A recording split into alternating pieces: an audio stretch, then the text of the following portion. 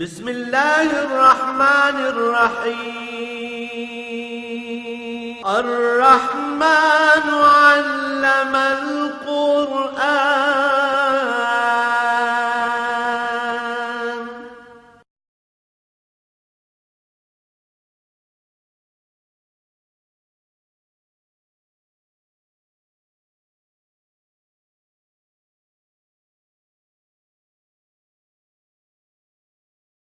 الحمد لله رب العالمين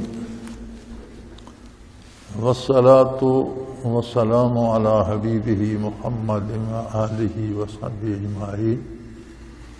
أعوذ بالله من الشيطان الرجيم. بسم الله الرحمن الرحيم. وجعلوا لله مما ذرأ من الحرث والأنعام نصيبا فقالوا هذا لله بزعمهم وهذا لشركائنا فما كان لشركائهم فلا يصل إلى الله وما كان لله فهو يصل إلى شركائهم ساء ما كانوا يحكمون. وكذلك زين لكثير من المشركين قتل أولادهم شركاؤهم ليردوهم ليلبسوا عليهم دينهم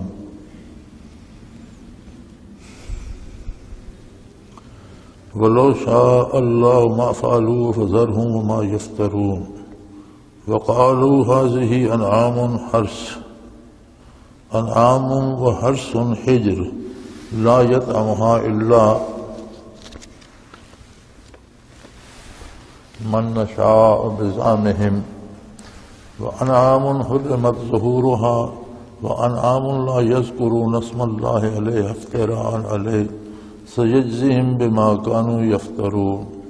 وقالوا ما في بطون هذه الأنعام خالصة لذكورنا ومحرم على أزواجنا وإن يكن ميتة فهم فيه شركاء سيجزيهم وصفهم إنه حكيم عليم. قد خسر الذين قتلوا أولادهم سفها بغير علم وحرموا ما رزقهم الله افتراء على الله قد ضلوا وما كانوا مهتدين. اللهم سبحانك لا علم لنا إلا ما علمتنا إنك أنت العليم الحكيم. مولاي صل وسلم دائما أبدا على حبيبك خير الخلق كلهم. ان آیات مبارکہ کا سادہ سا ترجمہ عرض کر دوں. فرمایا جو کھیتی کاشت کرتے ہیں یا ان کے پاس جو جانور ہوتے ہیں ان میں تقسیم کر لیتے ہیں کہ یہ حصہ اللہ کا ہے اور یہ حصہ ان کے وہم کے مطابق ان کے ان ہستیوں کا ہے جن کو یہ اللہ کا شریک مانتے ہیں.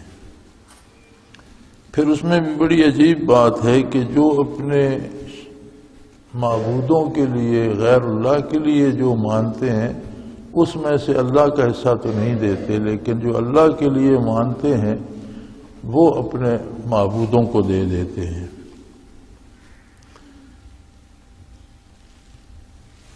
اور یہ بہت برا فیصلہ ہے، بہت بری بات ہے جو انہوں نے اختیار کر لی ہے. ساء ما یحکمون. فرمایا اس پر اللہ کی سزا یہ ہوتی ہے کہ جب بندہ اللہ کی عظمت کو بھول کر برائی کو اپنا لیتا ہے تو اللہ کی طرف سے سزا یہ دی جاتی ہے کہ وہ برائی ہی اسے بھلی لگنے لگتی ہے اور سمجھتا ہے میں بڑا کمال کر رہا ہوں. اس سے بڑھ کر یہ بچیوں کو قتل کر دیتے ہیں تو اللہ کریم وہ فعل بھی بطور سزا ان کی نظروں میں اچھا کر دیتے. یہ اس پہ فخر کرتے ہیں میں نے اپنی اتنی بچیاں قتل کر دی، اس پہ شرمندہ نہیں ہوتے. یعنی کوئی گناہ پہ فخر کرتا ہے تو یہ اللہ کی طرف سے سزا ہے. اور اس کا اثر یہ ہوتا ہے کہ اللہ انہیں برباد کر دیتا ہے. اگر اللہ چاہتا تو یہ ایسا نہ کرتے، لیکن آپ انہیں چھوڑ دیجئے کہ اپنی گمراہی میں ہلاک ہو جائے. پھر یہ کہتے ہیں یہ جانور جو ہے یہ مخصوص ہے اسے ہماری مرضی کے بغیر اس کا گوشت کوئی نہیں کھا سکتا۔ بعض جانور جو ہیں ان پر سواری نہیں کی جا سکتی، ان کی پیٹھ پر بیٹھنا حرام ہے، اور جانوروں پر ذبح کے وقت اللہ کا نام بھی نہیں لیتے، محض اللہ پر بہتان باندھتے ہیں کہ یہ اللہ کا دین ہے۔ ہوتی ان کی اپنی بنائی ہوئی رسومات ہیں، لیکن جب کہتے ہیں یہ دین ہے تو دین سے مراد تو وہ ہوتا ہے کہ اللہ کا حکم ہے، تو یہ اللہ پر بہتان باندھنے کے مجرم بھی ہوتے ہیں۔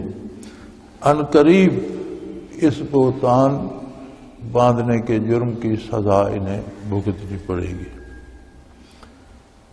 پھر ایک رسم اور بھی ہے، کہتے ہیں جو اس مادہ جانور کے پیٹ میں ہے اسے صرف ہمارے مرد کھا سکتے ہیں، جو بچہ یہ دے گی خواتین کھا نہیں سکتی، اور اگر وہ بچہ مردہ پیدا ہوتا ہے تو کہتے ہیں ٹھیک ہے اس میں دونوں شریک ہیں، عورتیں بھی کھا سکتی ہیں مرد بھی کھا سکتے ہیں، اور یہ سب انہوں نے اپنے پاس سے جوڑ لیے ہیں۔ اللہ انہیں اس کی سزا دے گا، اس لیے کہ وہ حکیم بھی ہے اور علیم بھی ہے۔ فوری سزا کیوں نہیں دیتا؟ یہ اس کی حکمت کا تقاضا ہے، اور کسی کا جرم اس کی بارگاہ سے چھپ نہیں سکتا، وہ جانتا ہے۔ بہت نقصان میں رہے وہ لوگ جنہوں نے اولاد کو قتل کیا جہالت کی وجہ سے، بغیر کسی علمی دلیل کے، اور جن چیزوں کو اللہ نے حرام کیا تھا اسے حلال کیا تھا انہوں نے اسے حرام کر دیا اور اللہ پر جھوٹ باندھا۔ ایسے لوگ گمراہ ہو جاتے ہیں اور پھر کبھی ہدایت نہیں پاتے۔ اس رکوع کے اس حصے میں رسومات کا تذکرہ ہے۔ اسلام بڑا سادہ، بڑا سیدھا، بڑا صاف دین ہے۔ حاکمیت اعلیٰ اللہ کریم کی ہے، جنہیں دنیا میں اختیار و اقتدار دیتا ہے ان کے پاس اقتدار اللہ کی امانت ہوتا ہے، اور اس بات کے مکلف ہوتے ہیں کہ اللہ کا دین نافذ کریں، اللہ کے دیے ہوئے احکام کے مطابق فیصلے کریں۔ لیکن انسان بھول جاتا ہے، پھر وہ اپنی بنائی ہوئی رسومات شروع کر دیتا ہے، اور جب کسی رسم جو ہم خود شروع کرتے ہیں اس پر یہ خیال بھی ہو کہ یہ ثواب ہے تو اس کا مطلب ہے وہ دین ہے، اور دین کی اساس تو یہ ہے کہ اللہ نے اس کا حکم دیا ہو، رسول اللہ صلی اللہ علیہ وسلم نے وہ کام کرنے کا حکم دیا ہو، یا خود کیا ہو یا تعلیم فرمایا ہو، کیونکہ دین سارے کا سارا وہ ہے جو رسول اللہ صلی اللہ علیہ وسلم نے تعلیم فرمایا۔ تو کسی نے حضرت عبداللہ ابن عمر رضی اللہ رضوان اللہ علیہ اجمعین سے پوچھا، حضرت عمر رضی اللہ عنہ کے صاحبزادے تھے، حضرت عبداللہ بہت بڑے فقیہ تھے، تو کسی نے ان سے سوال کیا کہ نماز خسوف کے بارے بھی قرآن کریم میں ملتا ہے، اور قصر کے بارے بھی قرآن میں ملتا ہے، یہ صلاۃ خوف یا اس طرح کی چیز کوئی قرآن میں نظر نہیں آئی۔ بہت بڑے فقیہ تھے اور بڑے علمی دلائل دے سکتے تھے، فقہائے امت میں ان کا شمار ہوتا تھا، صحابہ کرام میں، تابعین میں، اپنے زمانے میں بہت بڑے فقیہ تھے، لیکن انہوں نے بڑا خوبصورت جواب دیا۔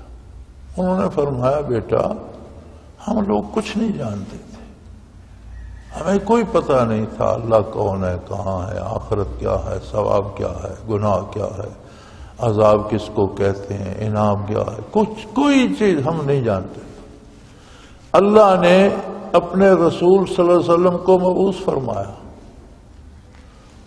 انہوں نے ہمیں ساری چیزیں تعلیم فرمائیں، یہ احکام بھی انہوں نے تعلیم فرمائے، اس لیے اس پر ہم عمل کرتے ہیں۔ دین کی یعنی سادہ سی بنیاد، کتنی خوبصورت سادہ سی بات انہوں نے ارشاد فرمائی جو ایک عام ان پڑھ آدمی بھی سمجھ سکتا ہے، علمی دلائل تو شاید جاننے والوں کے لیے ہوں۔ انہوں نے فرمایا سادہ سی بات ہے بیٹا، قرآن بھی تو رسول اللہ صلی اللہ علیہ وسلم نے فرمایا یہ قرآن ہے تو ہم مانتے ہیں۔ قرآن کی جتنی تفصیل حضور کا عمل اور ارشاد ہے وہ بھی رسول اللہ نے فرمایا، ہم تو رسول اللہ صلی اللہ علیہ وسلم کا اتباع کرتے ہیں۔ تو یہ جو رسومات ہوتی ہیں ان میں خرابی یہ ہے کہ جہاں کوئی رسم جاری کی جاتی ہے وہاں کوئی سنت گرا دی جاتی ہے، کوئی عمل حضور کا، کوئی حکم دین کا چھوٹ جاتا ہے تو وہاں رسومات اور رواج آ جاتے ہیں۔ اور رواج کیوں آتے ہیں؟ مشرکین کا خیال بھی یہ تھا کہ یہ بتوں کے نام پر جانور مختص کرنے سے یا اس کا یہ بتوں کا حصہ ہے یہ ہم نہیں کھائیں گے، یہ بتوں کے آگے جا کر غلے کا ڈھیر لگا دو، اس سے ہماری دنیاوی امداد ہوگی، بت ہماری مشکلات میں ہمارے کام ہے۔ اللہ ہمیں اس عمل سے پناہ دے۔ ہم نے کلمہ تو پڑھ لیا اور کلمے کی ضرب بتوں پر تو ایسی کاری لگی کہ کوئی کلمہ گو کسی بت کی طرف متوجہ نہیں ہوتا، لیکن ہم نے انبیاء، صلحاء اور اہل اللہ اور ان کے مزارات کو بنا لیا کہ یہ بکرا جی مزار پہ چڑھانا ہے، اب اسے کوئی نہیں چھیڑ سکتا۔ یہ گھوڑا جو ہے یہ حضرت حسین رضی اللہ تعالیٰ عنہ سے منسوب ہے، اب اس پر کوئی سواری نہیں کر سکتا۔ یہ جانور جو ہے یہ فلاں بزرگ کی طرف منسوب ہے جی، بس وہیں جائے گا تو وہیں خانقاہ پہ ذبح ہوگا، اسے کوئی نہیں چھیڑ، اس کا دودھ بھی کوئی نہیں پی سکتا۔ اس سے ہماری مراد بھی وہی ہوتی ہے جو قبل اسلام مشرکین کی تھی۔ وہ سمجھتے تھے بت ہماری مدد کریں گے، ہم سمجھتے ہیں صاحب قبر ہماری مدد کو آئے گا، حتیٰ کہ ہم نے اس کام کو اتنا بڑھایا کہ سیدنا شیخ عبد القادر جیلانی رحمۃ اللہ علیہ کے نام سے ہم نے ایک باقاعدہ رسم منسوب کر دی، 11ویں شریف، پیر صاحب کی 11ویں ہے۔ اچھا وہ یہاں تک بڑھی کہ چور اور ڈاکو بھی وہ ان کا حصہ مانتے ہیں جی، ڈاکے سے چوری سے جو آیا اس سے پیر صاحب کا حصہ لیں گے۔ کیا یہ خرافات ہیں؟ اور یہ ساری گمراہی بندے کو دین سے دور کر دیتی ہے، اللہ کی رحمت سے محروم کر دیتی ہے۔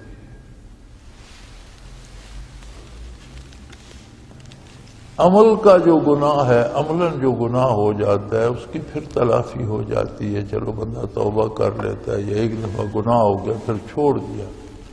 عقیدے میں جو گناہ بطور ثواب کے داخل ہو جاتا ہے، جب بندہ اسے ثواب سمجھتا ہے تو توبہ کب کرے گا؟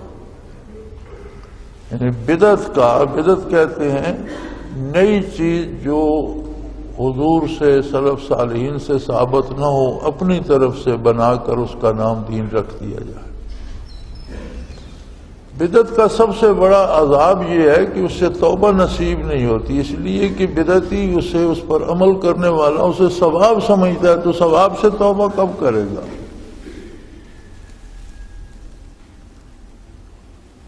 تو فرمایا یہ ایسے بے وقوف ہیں، وَجَعَلُوا لِلَّهِ مِمَّا زَرَعَ مِنَ الْحَرْثِ وَالْأَنْعَامِ نَصِيبًا، جو کھیتی ہوتی ہے ان کو حاصل ہوتی ہے، جو جانور رکھتے ہیں اس میں کچھ حصہ اللہ کا بھی مقرر کر دیتے ہیں کہ ایک تصور تو اللہ کا ان کے پاس ہے۔ فَقَالُوا هَذَا لِلَّهِ بِزَعْمِهِمْ وَهَذَا لِشُرَكَائِنَا، اپنے وہم کے مطابق کہتے ہیں اتنا حصہ اللہ کا ہے اور اتنا ہمارے بتوں کا ہے جن کو اللہ کا شریک ہم سمجھتے ہیں۔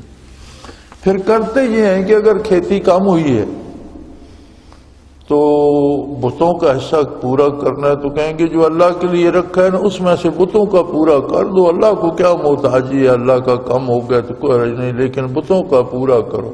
یعنی اللہ کے حصے سے لے کر بتوں کو دے دیتے ہیں، اور جو بتوں کا صف لا یصل الی اللہ اس میں سے اللہ کو نہیں دیتے ہیں۔ وما کان للہ ویصل الی شرکائہم، اور جو اللہ کا حصہ ہوتا ہے اس میں سے بتوں کے لیے اپنا ان کا حصہ پورا کر لیتے ہیں۔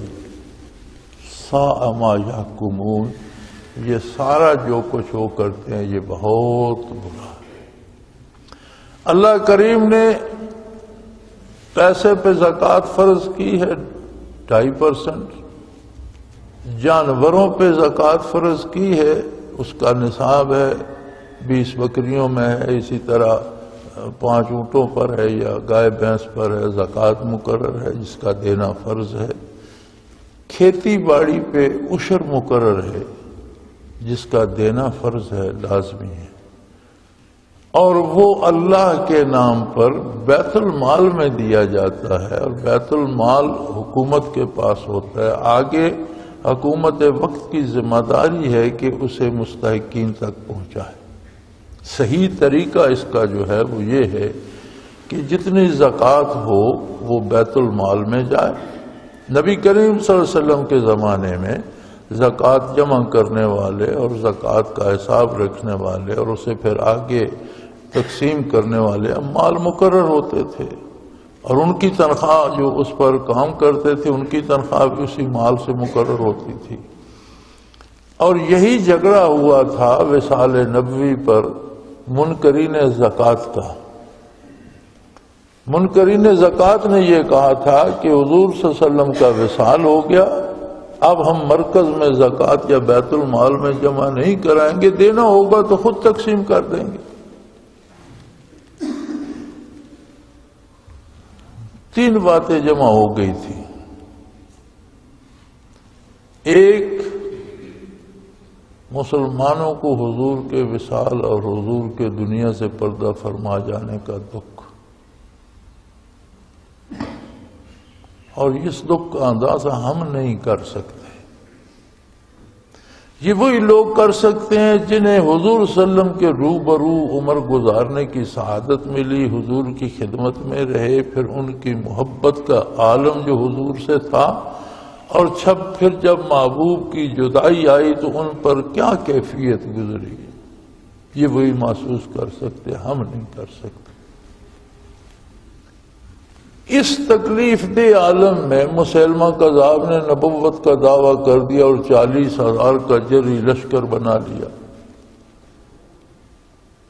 دوسری طرف کچھ قبائل مرکز کو زکوٰۃ دینے سے انکار کر کے سیدنا ابوبکر صدیق رضی اللہ عنہ نے حکم دیا کہ دونوں کے خلاف جہاد ہوگا۔ حضور نے ایک لشکر تیار فرمایا تھا قیصر روم کے خلاف، ابھی وہ لشکر روانہ نہیں ہوا تھا کہ حضور کا وصال ہو گیا، وہ ایک پڑاؤ ہی گیا تھا، وہ وہیں رک گیا۔ آپ نے فرمایا وہ لشکر قیصر روم کے مقابلے پہ بھی جائے گا، منکرین زکوٰۃ سے بھی جہاد ہوگا اور کذاب سے بھی جہاد ہوگا۔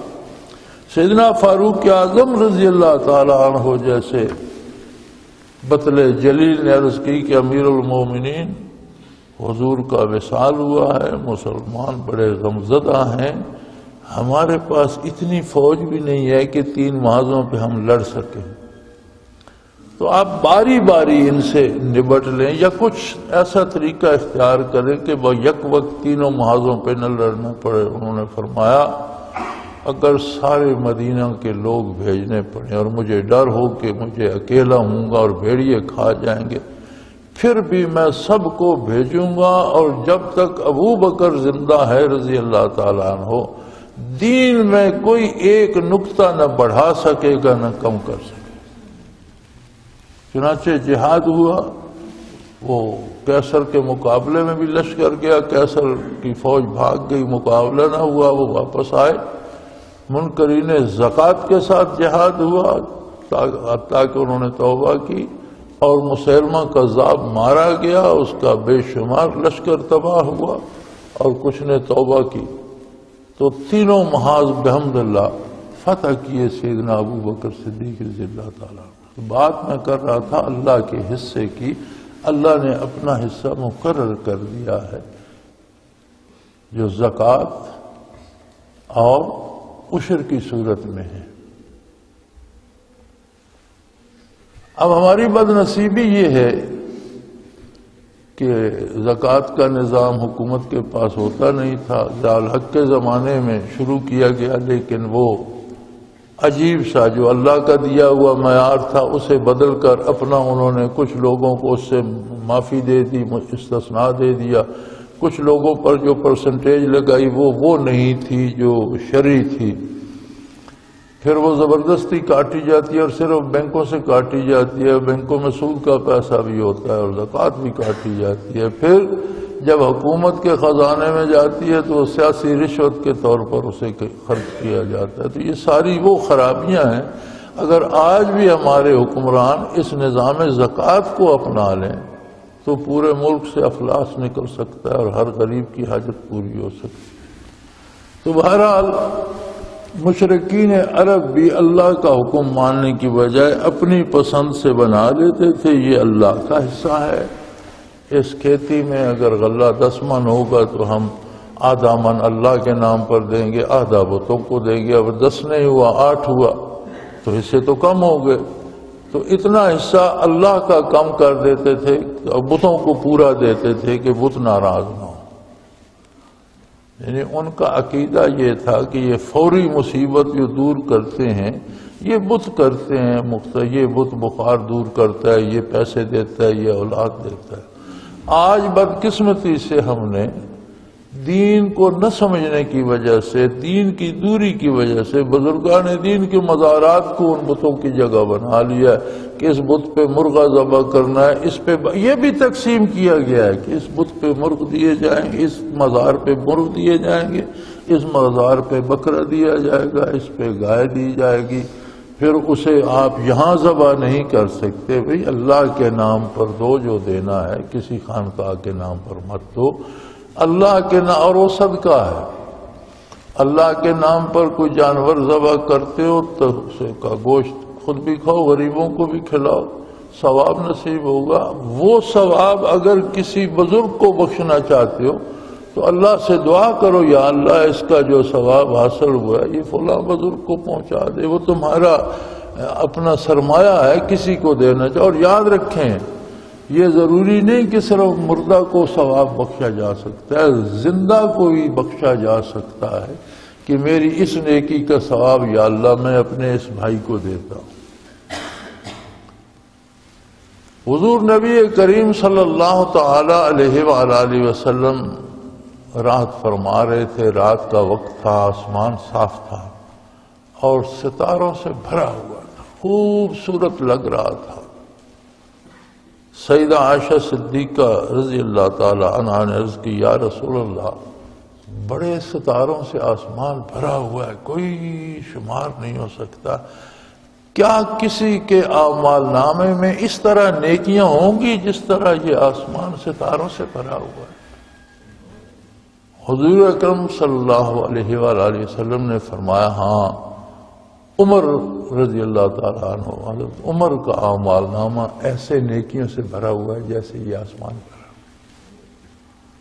ہوا ہے۔ عرض کی، حضور میرے والد گرامی ابو بکر صدیق کے اعمال نامے کا کیا؟ انہوں نے فرمایا اس کی کیا بات کرتی، اس نے تو سور میں 3 راتیں میرے ساتھ بسر کی ہیں، ایک رات کا اندازہ بھی جہان بھر کی نیکیاں نہیں پورا کر سکتی۔ اس کی تو بات ہی چھوڑو، اس کی بات ہی الگ ہے۔ او کما قال رسول اللہ صلی اللہ علیہ وسلم، میں مفہوم عرض کر رہا ہوں۔ تو یہ بات باہر نکلی، سیدنا فاروق اعظم نے سن لی، سیدنا ابوبکر صدیق رضی اللہ عنہ تک نہیں پہنچی تھی۔ انہوں نے کہا پہلے اس کے کہ ابوبکر سن لیں، وہ پہلے ان کے پاس پہنچے، علیک سلیک ہوئی، بیٹھے۔ عمر کیسے آنا ہوا؟ حضرت میں ایک کام سے آیا ہوں۔ نبی کریم صلی اللہ علیہ وسلم نے رات فرمایا ہے تاروں بھرا آسمان دیکھ کر کہ عمر کا اعمال نامہ اس طرح نیکیوں سے بھرا ہوا ہے جس طرح آسمان بھرا ہوا۔ فرمایا مبارک ہو۔ الحمدللہ کہنے لگے، جی مبارک تو ہے، لیکن میں چاہتا یہ ہوں کہ یہ ساری نیکیاں آپ لے لیں، اور آپ کے پاس 3 راتیں ہیں غار ثور کی جو حضور کے ساتھ آپ نے گزاری، ان سب نیکیوں کے بدلے ایک رات مجھے دے دیں، 2 رات کا درجہ آپ رکھیں۔ میں نے فرمایا عمر تیری نیکیاں تو بہت زیادہ ہیں، لیکن جو مزہ آشنائی میں ہے، جو مزہ رفاقت میں حضور کی ہے، جو میں نے وقت حضور کی خدمت میں کاٹا، وہ میں کسی کو نہیں دوں گا۔ انہوں نے نہیں مانا تھا، انہوں نے کہا میں کیوں دے دوں، وہ تو میری ہے، میں نہیں دیتا۔ تو اس کا مطلب ہے کہ ایصال ثواب زندوں کو بھی کیا جا سکتا ہے۔ سیدنا فاروق اعظم بھی جانتے تھے کہ اگر وہ کہہ دیں کہ 1 رات کا ثواب تمہارا ہوا تو مجھے مل جائے گا۔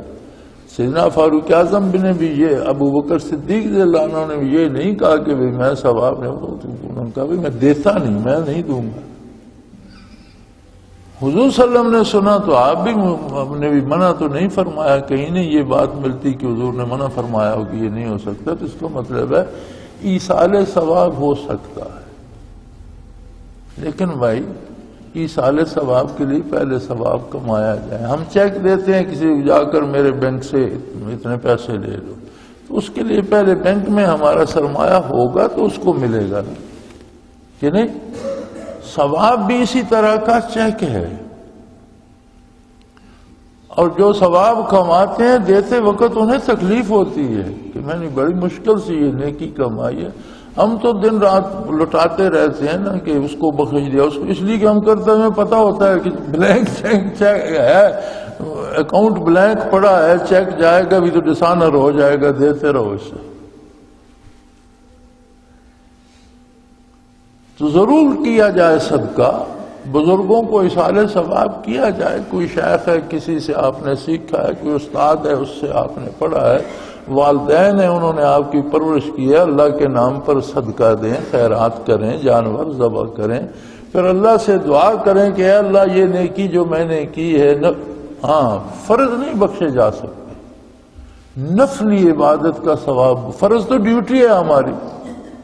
اب ہم جمعہ کے 2 فرض پڑھیں گے تو ہم کہیں گے میں فرض کو ثواب بخشوں، یہ تو ہماری ذمہ داری ہے۔ نفل جو ہم پڑھیں گے، تسبیحات جو پڑھتے ہیں، تلاوت کرتے ہیں، زکوٰۃ کے علاوہ جو صدقہ دیتے ہیں نفلی، اس سارے کا ثواب آپ چاہے پاس رکھیں، چاہے آپ والدین کو دیں، استاد کو دیں، اور یہ بھی قید نہیں کہ مر چکا ہو، زندے کو بھی دیا جا سکتا ہے، لیکن اللہ کی اطاعت، نبی کریم کا اتباع کر کے نیکی کمائی جائے اور پھر کسی کو دی جائے تو بات رسومات پر اور محض دنیاوی فوائد کے لالچ میں بزرگوں کی قبروں سے وابستہ ہو جانا، یہ شرک ہے کہ جی اس مزار پہ جاؤں گا تو میرے جانور ٹھیک ہوں گے، اس مزار پہ جاؤں گا تو بچے کو نوکری مل جائے گی، اس مزار پہ جاؤں گا تو ٹانگ کا درد ٹھیک ہو جائے گا۔ یہ ظلم ہے، یہ زیادتی ہے، اور یہ درست نہیں ہے۔ تو یہی وہ کرتے تھے مشرکین، جس کی یہاں ممانعت آ رہی ہے۔ اور پھر ایک اور بات ارشاد فرمائی، وَكَذَلِكَ زَيَّنَ لِكَثِيرٍ مِّنَ الْمُشْرِكِينَ قَتْلَ أَوْلَادِهِمْ شُرَكَاؤُهُمْ لِيُرْدُوهُمْ لِيَلْبِسُوا عَلَيْهِمْ دِينَهُمْ وَلَوْ شَاءَ اللَّهُ مَا فَعَلُوهُ ذَرْهُمْ وَمَا يَفْتَرُونَ۔ فرمایا اللہ کی طرف سے ایک سزا یہ بھی ہوتی ہے کہ بندہ برائی کر رہا ہوتا ہے اور اس برائی کو برا نہیں سمجھتا، یہ بڑی عجیب سزا ہے۔ یہ ایسی سزا ہے کہ اسے مہلت دی جاتی ہے کہ یہ اور برائی کر لے۔ اب دیکھیں کتنے لوگ آپ کو ایسے ملیں گے ڈاکہ کرنے پہ فخر کرتے ہیں، بعض لوگوں کو قتل کرنے پہ فخر ہوتا ہے، میں نے اتنے بندے قتل کر لیے، میرا کسی نے کچھ نہیں بگاڑا۔ یعنی جرم کر کے اس پر فخر کرنا، یہ ایک عذاب ہے اللہ کی طرف سے کہ وہ برائی اس کی نگاہوں میں قابل فخر ہو جائے۔ فرمایا یہ ایسے ظالم ہیں کہ اپنے بچوں کو قتل کر دیتے ہیں۔ اب قتل اولاد میں سیدھی بات تو یہ ہے کہ مشرکین عرب بچیوں کا یا زندہ گاڑ دیتے تھے یا قتل کر کے دفن کر دیتے تھے، لیکن قتل اولاد میں اگر اس کی تشریح کی جائے تو یہ چیز بھی شامل ہے کہ ہم اپنے بچوں کو دین سے آشنا نہیں کرتے۔ میرے پاس اگلے دن ایک خاتون تشریف لائیں، اچھے کسی امیر گھرانے کی تھی، میں نے تو پوچھا نہیں، لباس وباس سے سمجھ آتی تھی، اچھی خاتون ہے، اچھی گاڑی تھی قیمتی۔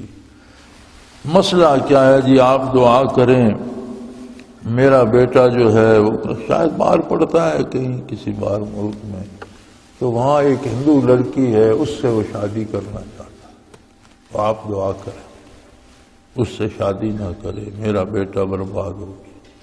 میں نے کہا بی بی تیرا بیٹا کو بار تو پیدا نہیں ہوا، 15 16 20 سال تو تیرے پاس رہا ہوگا، پھر وہاں پڑھنے گیا ہوگا، یہاں سے کچھ ابتدائی تعلیم کر کے گیا ہے، تو نے اسے بتایا ہے کہ اسلام کیا ہے، کفر کیا ہے، کافر کے ساتھ کہاں تک تعلق رکھا جا سکتا ہے، اس سے آگے جائز نہیں ہے، حلال کیا ہے، حرام کیا ہے، جائز کیا ہے، ناجائز، اللہ کون ہے، محمد الرسول اللہ صلی اللہ علیہ وسلم کون ہے، قرآن کون سی کتاب ہے، حدیث کا کیا، یہ سارا تو نے بچے کو بتایا، اور پھر وہ کافر سے شادی کی۔ وہ جی ہم سے ماں تو یہی کمی ہے نا کہ ہم یہ نہیں بتاتے۔ تو میں نے کہا اب جب وہ جوان بالغ ہو گیا، اسے مسلمان اور کفر کی تمیز، یہ تو میری دعا وہاں کیا کرے؟ میں تو دعا کرتا ہوں اللہ اسے ہدایت دے، لیکن تم نے تو اسے قتل کر دیا، تم نے تو اس کی عاقبت آخرت تباہ کر دی، اور تم صرف دولت کا ذریعہ بناتے نہیں کہ میرا بچہ دنیاوی علوم پڑھ جائے گا، پھر تو دولت تو تمہارے پاس پہلے کافی ہے، پھر اور آ جائے گی تو کیا ہوگا؟